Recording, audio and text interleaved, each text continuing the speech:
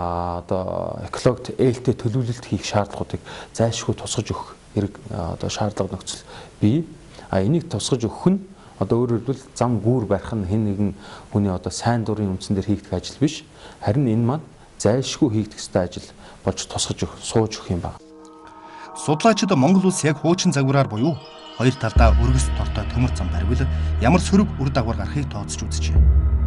Тодорхой хэлбэл 2025 онд төмөр зам барьж дуусахад зээрийн одоогийн популяц 9 хэсэг, булангийнх 7 хэсэг хуваагдана. Түүнчлэн хар сүлтийн 5 хэсэг, Монгол бүхэнгийнх 2 хэсэг болон тасархайтна. Энэ нь цаашлаад устд аюулөрт аюул дагуулж байна. Монгол орны туруутай амьтад нүүдлэн гэхээс илүү хэрмэл амжилттай гэдэг нь юу гэсэн үг вэ гэхээр тогтсон нүүдлийн зам, өвөлжтэй хаварждаг гэдэг тийм тогтсон газар байдаг гэсэн. Энэ юутай холбоотой вэ гэхээр Монгол өөр эрсдэс уур амьсгалтай жилд унах хурд хэмжээний хэмжээ харилцан адил байдаг. Үүнээс шалтгаалаад бол ургамлын гарц орон зай цаг хугацаанд бол их өөрчлөгддөг. Энэхүү байнгын өөрчлөлтийг бол туруутай амьтад яаж давамдах туулдаг гэхээр уудам орон зайд бол шиж төлөвлөн хийж бол ингэж дасан зохицдог байгаа. Тиймээс төмөр зам болон бусад шугам байгууламж байгуулснаар бол зэрлэг амьтдын нүүдлийг бол тасархаад бол хуваах, ингэснээр бол амьдрах орчныг бол дороотуулах ийм сөрөг бол үр дагавартай. Ингэж бол амьдрах орчныг хувааснаар тухайн зүйл амьтдын популяц бол мэндүүлэх чадвар нь буурна гэсэн үг. Энэ бол төмөр замын зэрлэг амьтныг нөхцөлөх бол шууд бус нөлөө юм аа. Засмал зам мөн адил төмөр замын дагуу баригдах төлөвтэй байгаа тул сөрөг нөлөө нь 2 дахин ихснэ гэсэн үг. Сөрөг нөлөө нь зөвхөн зээр, хулан бүхэн өртөхгүй. Улмаар ойр хавьтан байдаг аргал, янгир зэрэг биологийн олон төрөл зүйлийн амьтад ч өртнө гэдгийг эрдэмтэд анхааруулж байна. Хэрвээ энэ амьтад устдвал магчд мөхнөөгээд байгалийн гинжин холбоо тасрах нь гарцаагүй. Замдаа такужгаар ингээд буцаад илээ. Ерөөсөн замаар гарч чадахгүй байна. Тэнийг замынхаа дээгүүрний сайхан алсаас нь алах юм гарan байх юм тэднээс нэг оролгоор явчих нь уусна гараа. Угаасаа биологийн төрөл зүйлүүдийг хамгаалах асуудал зөвхөн Монгол улсад хамаатай биш. Дэлхийд дахин ач холбогдолтой хэмээн дархалсан амьтдаа хамгаалах нь монголчуудын хүн төрөлхтний өмнө хүлээсэн үүрэг. Гэтэл одоогийн төмөр зам дагуух өргөс торонд цагаан зээр, булан адуу, хар сүлт, бүхэн зэрэг ховор амьтад жил бүр олон арваараа өлөгдөн орооцолдож, тарчлан зовсоор үхэж байгаа нь эмгэнэл биш гэж үү? Ерөөсө төмөр зам ямар ч хэлбэрээр тавьж болно. Ганцхан өргөстэй тортой байх уу үгүй юу гэдэг л асуудал байгаа. Амьтны хувьд бол. Жишээлбэл хэтэрхий өндөр одоо дэвсгэр шороогийн хийгээд тавихад бол мэдээч хэрэг тэр одоо гүүрэн доогоорх гарц хэрэгтэй байх л да. Байгаль зэрлэг амьтдыг хамгаалах нийгэмлэгээс зохион байгуулсан аяллаа багийнхан ач холбогдлоороо дээгүүрт бичигддэг Нью-Мексикогийн Севилиета дархан цаацд газраар очсон. 110 мянган гаатал баг хамардаг тус дархан газрын ургамлын нөмрөг арай ахиугээс тооцвол байгалийн тогтоц уур амьсгал нь ерөнхийдөө манай говьд тунт өстэй. Энэ дархан газар өмнө нь их малтай хөв хүний эдлэн байжээ. Гэтэл малынхын тоо толгой хит өссөнөөс бэлчээрийн доройтолд орж цөлжилтөнд нэрвэгдсэн байна. Цаашид байдал улам дордохыг мэдсэн эзэн засгийн газартаа өөрийн эдлэнгээ өгч нөхөн сэргийхийг хүсснээр Севилиета дархан цаасд газар байгуулагдсан түүхтэй. Одоо Севилиета дархан газар Пума, Сэлмэн эверт, Цөөвөрчөн, Харбаавга, бугын нэгэн зүйл гөрөөс, мөлхөгчд, хоёр нутагтан, шувууд гээд олон төрөл зүйлийн амьтан ургамлаар баялаг байгалийн үзэсгэлэнт бүс болсон байна. Харин энэхүү хамгаалалттай бүс нутгийн цөмөөр хөндлөн гул тавигдсан төмөр замаараа галт тэрэг байнга шахуу урсна.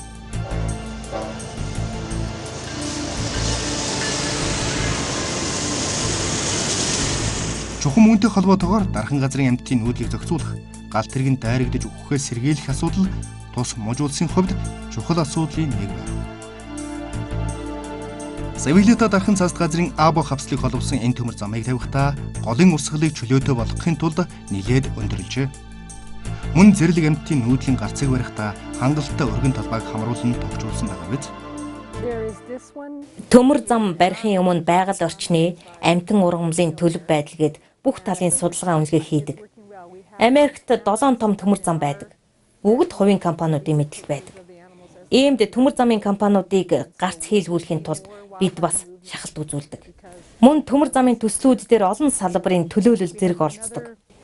Түүнчлэн ховор амьтан нутагшдаг бол холбооны засгийн газрын хэмжээнд яригдаж зөвшөөрөл авах ёстой.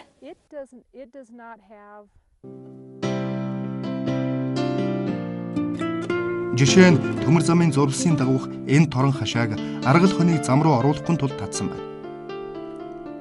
Амьтдыг ямар нэг аюул эрсдэлд оруулахгүй тулд ямар ч өргөсгүй хийснийг та харж байгаа биз? Энэ торон хашаа малд бас хамаатай. Түүнчлэн хэрвээ амьтад ямар нэгэн байдлаар зам руу орчихлоо гэхэд шууд үсэрч буугаад замаас гарчдаг жамбаут нэртэй энэ гарцыг ашиглах боломжтой. Мөлхөгчдөг зориулсан гарцыг хүртэл барьсан нь мөн л судалгаанд дуулуурсан байна.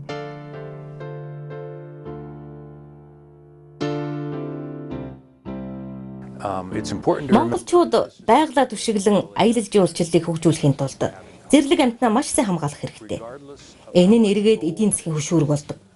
Жишээлх юм бол Америкт Yellowstone гэдэг маш алдартай үндэсний парк бий. Тус газарт бид чоныг дахин нутагшуулснаар жилийн ашиг нь 10-аас 12 сая доллараар өссөн. Хүмүүс гарц ямар хэрэгтэй юм бэ гэж асуудаг. Иймд ач холбогдлыг нь ойлгуулахын тулд сайн сурталчилж, сэтгхүүг нь өөрчлөх хэрэгтэй. Америкт судлаачид болон эрдэм шинжилгээний ажилтнуудын саналыг маш сайн дэмждэг. Тэдний оролцооч чухал. Иргэдийн саналыг ч бид бас оруулахыг хичээдэг. Зэрлэг амьтан замд дайруулахаас хамгаалах олон арга бий. Эндээс хамгийн үр дүнтэй нь тодорхой газрыг хашаад гүүрэн гарцтай хослуулбал 100% хамгаалдаг нь харагдсан. Гэхдээ бүгдийг хашна гэж хэцүүлдэ. Мөн зам дагуу янз бүрийн тэмдэглэгээ тавьдагч энэ тийм үр дүнтэй байдаггүй. Түүнчлэн жолооч нарт зориулж амьтдыг хамгаалах талаар мэдлэг мэдээлэл өгөх, сургалт сурталчилгаа явуулбал осол бууруулах бас нэг хүчин зүйл болдог.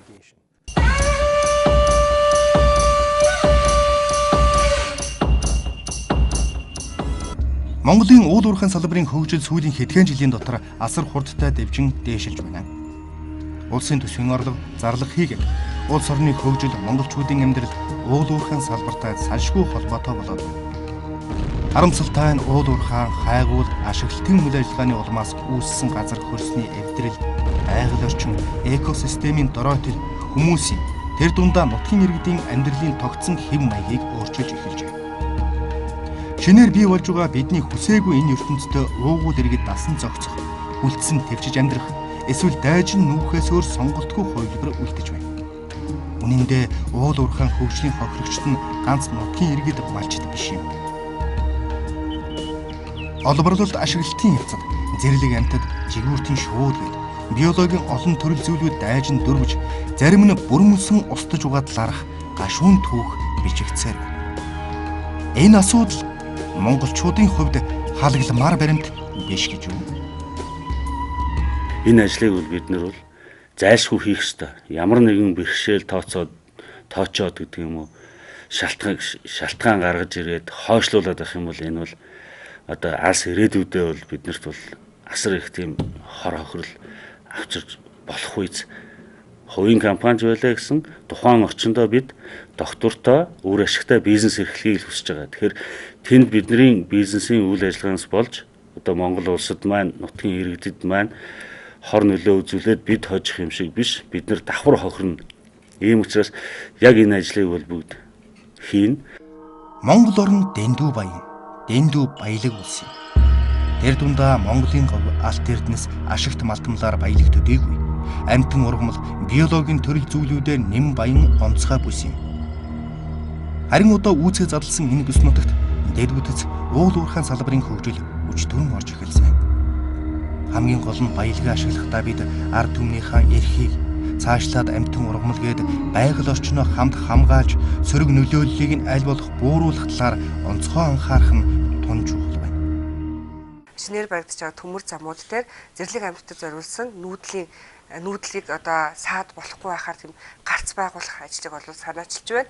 За энэ ажлыг бол зам тээвэр энэ сайд байгалийн ногоогдлын сайдын хамтарсан ажлын хэсэг бол 2013 оны 6 сард байгуулагдсан. За ажлын хэсэг маань зөвхөн төмөр зам болон автозам дээр байгаа нүүдэл амьтдын нүүдлийн гарц ирэхээс илүү ерөөсөө автозам төмөр зам маань өөрөө байгаль орчинд болон зэрлэг амьтдад хэрхэн зэрэг нөлөө үзүүлж байгаа. Өөрөөр хэлбэл шинээр байгуулагдах төмөр зам автозам маань зэрлэг амьтдад хамгийн бага хэмжээгээр нөлөөлөх ийм төлөвлөлтийг бий болгох стандартыг бол боловсруулах юм гол үүрэгтэй байгаамаа.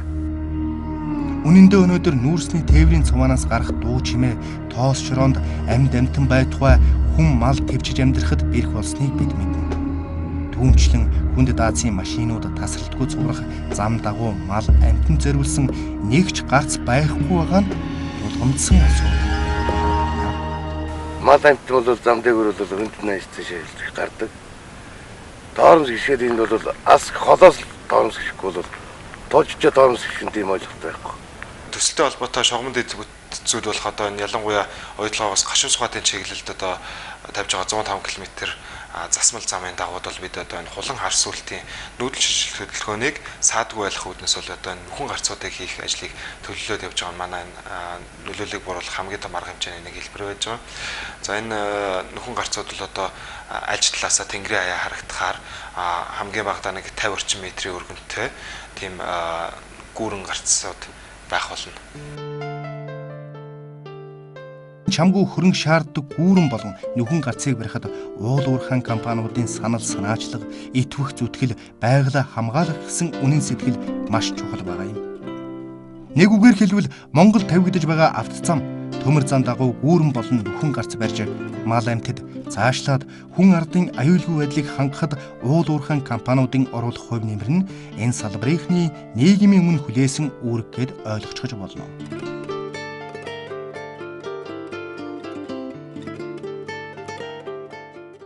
Бид яг өнөөдөр одоо өөрөөр хэлбэл энэ дэд үтсийнхаа төлөвлөлтийг хийж гин. Энэ дэд үтсүүд барьж эхэлж байна. Том төмөр замууд ашиглалтанд орж эхлэх гэж байна, тийм ээ. Аймагуудын төвүүдийг холбосон одоо хурдны гэдэг юм уу хүн даацын автомашин явах замуудыг барьж эхэлж байгаа. Яг энэ шатанда бид нар одоо түрүүний ярьсан зэрлэг амьтанд тохирсон гарц гүүрээ одоо төлөвлөлөө суулгаад өгчих юм бол Америкт байгаа шиг нэгд барьцсан зам дээр дахиж ивдээд шинээр гүрт гарц гүүр барих энэ өндөр зардлыг энэ өндөр одоо хөрөнгийг зарцуулахгүйгээр анхандаа зөв төлөвлөлөө суулгаад явчих юм бол эдийн засгийн хувьд тэр хоёрдугаар экосистемийн хувьд ч гэсэн амьтнаа өхүүлж устгахгүйгээр хадгалж үлдэх болцоо бол монголчуудын хувьд бас байгаамаа.